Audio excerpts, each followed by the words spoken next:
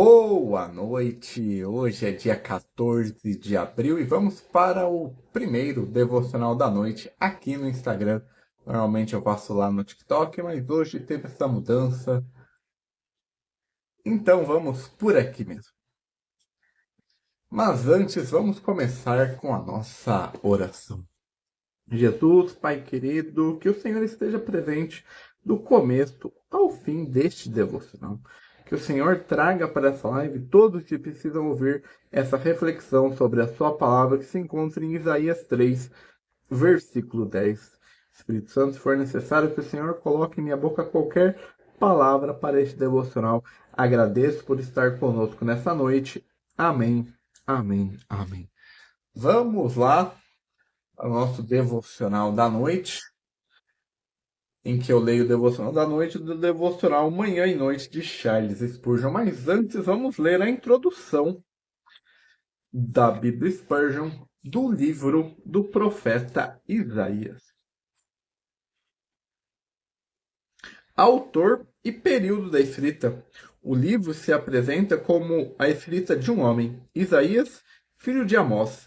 A inscrição do livro data sua atividade profética como abrangendo os reinados de 4 reis de Judá: Uzias, Jotão, Acás e Ezequias. Não se sabe muito sobre Isaías além de sua profecia.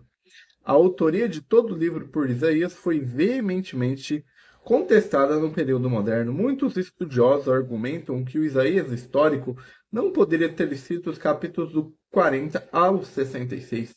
Para aqueles que acreditam que Deus conhece o futuro e pode revelá-lo aos seus servos, não é problemático que Deus, por meio de Isaías, predissesse a ascensão da Babilônia, sua vitória contra Judá, o exílio e o retorno.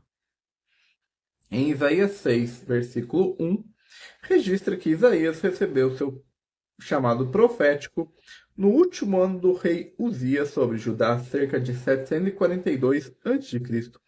O reinado de Uzias foi uma época particularmente próspera na história de Judá, mas nuvens de tempestade estavam no horizonte. A Síria estava em ascensão novamente na pessoa de Tiglat-Pileser III.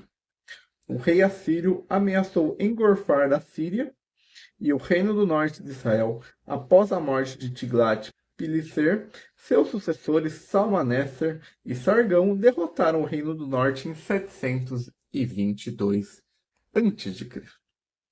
e deportou seus cidadãos. Este evento colocou Judá ainda mais sobre a sombra daquele grande império. Isaías 37:38 sugere que o profeta viveu até a morte de Senaqueribe em 681 a.C. A visão de Isaías estendeu além do século VIII pelo resto do período do Antigo Testamento e além. Os autores do Novo Testamento citaram Isaías como encontrando o cumprimento dos grandes eventos em torno de Jesus Cristo, o Messias e servo sofredor. Estrutura. O livro de Isaías é uma combinação de prosa e poesia. A prosa é encontrada principalmente nos capítulos 36 ao 39, uma seção que forma uma ponte entre duas seções do livro. A poesia de Isaías é rica e variada. Ele escreveu hinos, poesia de sabedoria e até poesia que se assemelha a uma canção de amor. A riqueza é vista no vocabulário de Isaías. Ele usou mais de 2.200 palavras diferentes em hebraico, muito mais variedade do que em qualquer outro livro do Antigo Testamento. Spurgeon em Isaías. Este é o caso de quando Deus visita uma nação com julgamentos terríveis. Quando os judeus foram levados cativos para a Babilônia, os grandes homens da terra foram acorrentados e tratados como escravos comuns. Quando eles marchavam pelo deserto, fatigado, o ferro penetrava em suas almas. Então a elevação de seu espírito foi abatida. O orgulho do rei que ria do profeta foi abatido. Deus tem maneiras maravilhosas de fazer com que as pessoas sentirem que são apenas pó. Mas quando nada mais puder servir à sua vez, ele varrerá desatias inteiras como alguém remove um formigueiro quando este se torna um incômodo. Uma das maiores obras da graça no coração é humilhar nosso orgulho. Nossa vida deriva todas as suas forças de Deus, e se Ele se dirige a nós, se digna a nos tornar fortes, não podemos ser enfraquecidos por todas as maquinações do adversário. E essa é a introdução da Bíblia Spurgeon para o livro do profeta Isaías. Agora vamos ler o nosso devocional da noite. Dizei aos justos que bem lhes irá. Isaías 3, versículo 10. Os justos estarão sempre bem, se tivesse sido dito. Dizei aos justos que bem irá em sua prosperidade. Deveríamos estar agradecidos por tão grande graça, pois a prosperidade é uma honra, é uma hora de perigo e um presente do céu ser protegido de suas armadilhas, ou se estivesse dito, bem lhe irá quando estiver sob perseguição. Deveríamos ser agradecidos por uma garantia tão segura, pois a perseguição é difícil de suportar, mas quando nada em especial é mencionado, é porque tudo está incluído. Os futuros de Deus os futuros de Deus devem sempre ser compreendidos em seu sentido mais amplo, desde o início do ano até o final, desde as primeiras sombras da noite até que a estrela da manhã brilhe em todas as condições, sob todas as circunstâncias. O justo estará bem, ficará tão bem que não podemos imaginar estar melhor, pois é bem nutrido, afinal se alimenta de carne e do sangue de Jesus. Ele está bem vestido, pois usa a justiça imputada de Cristo. Mora bem, pois habita em Deus e é bem casado. Sua alma está unida em laços de matrimônio com Cristo.